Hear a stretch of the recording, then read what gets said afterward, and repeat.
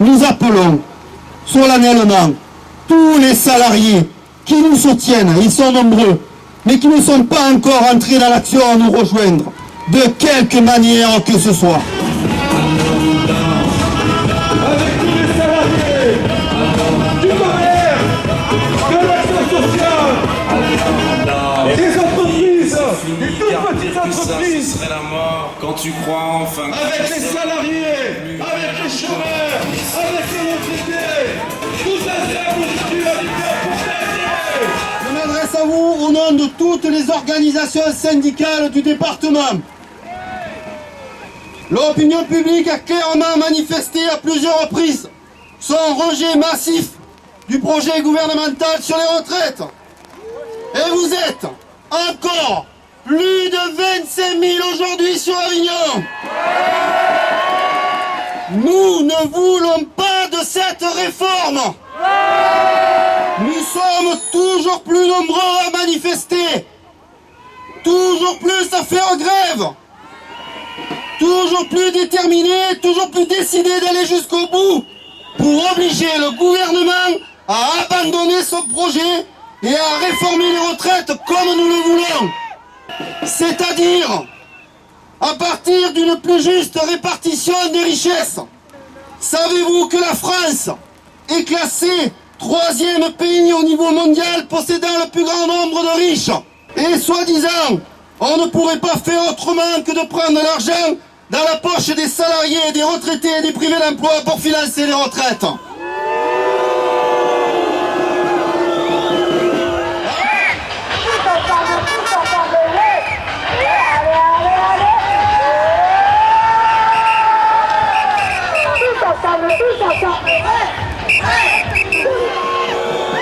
Ce gouvernement use et abuse de mensonges pour essayer d'enrayer la mobilisation, mais rien n'y fait.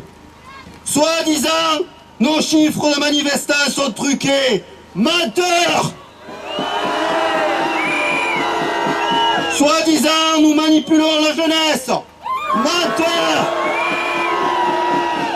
Soi-disant, cette réforme garantit les retraites pour les 10 ans à venir. Menteurs! Soi-disant, cette réforme assure la justice sociale. Soi-disant, on pourra toujours partir à 60 ans avec de bonnes retraites. Soi-disant, on va se résigner. Mais là, je dirais, rêveur. Tout cela montre de la fébrilité. C'est pour cela qu'on va gagner. Gagner sur l'exigence légitime du retrait de ce projet, afin d'obtenir une vraie réforme, respectueuse du droit de toutes les générations et réductrice des inégalités sociales. Les jeunes dans la galère de cette société-là. Nous, on veut de bonnes retraites. Nous saluons la présence de nombreux lycéens et étudiants dans nos cortèges.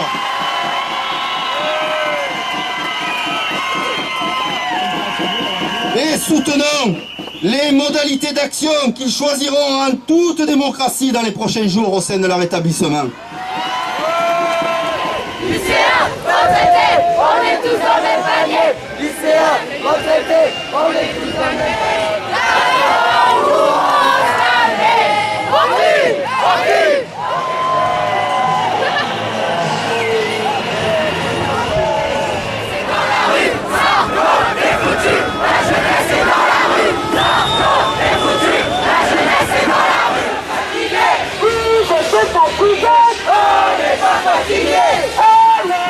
Non, la jeunesse n'est pas irresponsable, monsieur Copé. Au contraire, elle est très lucide sur vos intentions. Elle ne veut pas servir de prétexte et d'alibi à l'application d'une réforme rétrograde. Et c'est cela qui vous dérange le plus. Nous condamnons et nous mettons en garde le pouvoir dans ses tentatives de tendre le climat. Les forces de l'ordre ont utilisé la violence dans le pays, devant les entreprises, menaçant des grévistes, agressant les lycéens, alors que rien ne le justifiait. C'est scandaleux!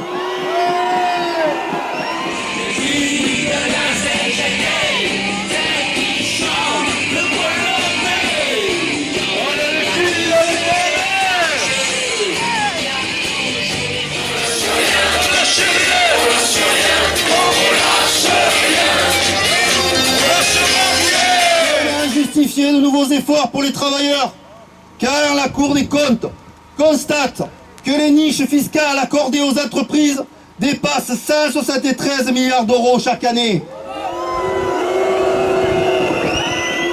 Dans le pactole des sociétés du CAC 40, 43 milliards par an, il y a de quoi assurer l'équilibre du régime des retraites pour de nombreuses années. L'élection présidentielle n'autorise pas à faire ce qu'on veut pendant 5 ans en méprisant ses engagements et les électeurs.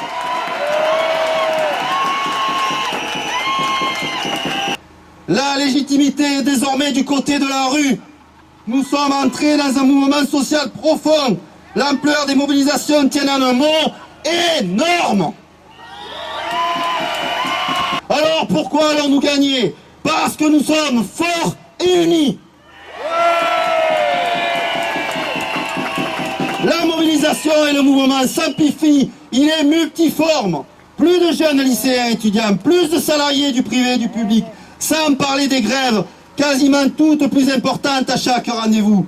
Nous avons assisté depuis mardi à une nouvelle étape dans l'embrasement social, au sein de nombreux secteurs d'activité. Les salariés votaient massivement pour la reconduction de la grève, dans les raffineries, dans les ports, à la RATP, et plus proche de nous dans le Vaucluse, chez les cheminots, à France Télécom, aux finances, au Conseil Général, à la DVSEA, au centre hospitalier de Montfavet, et même dans des maisons de retraite privées comme à Orpea ou à l'IME et Bourlilier.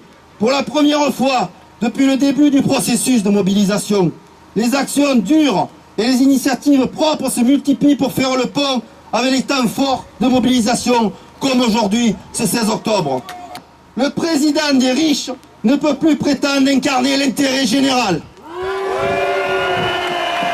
Le gouvernement doit se faire une raison. C'est un mouvement de fond qui est désormais largement installé dans notre pays.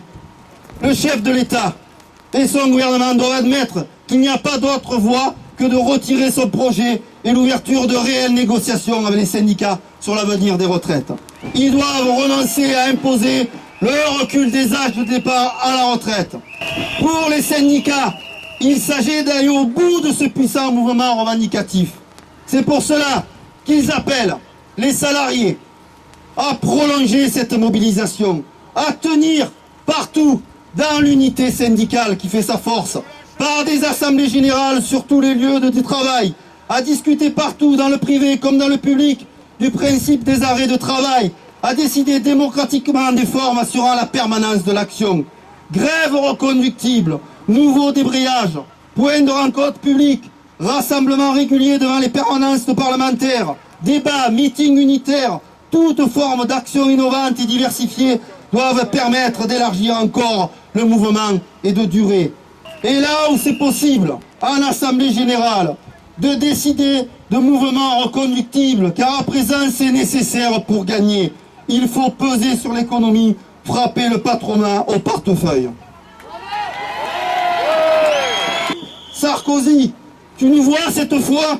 Eh bien, prépare-toi à nous voir encore longtemps. Et déjà mardi, 19 octobre, encore plus nombreux à manifester à 10h. Et encore, tous ensemble. On est motivés.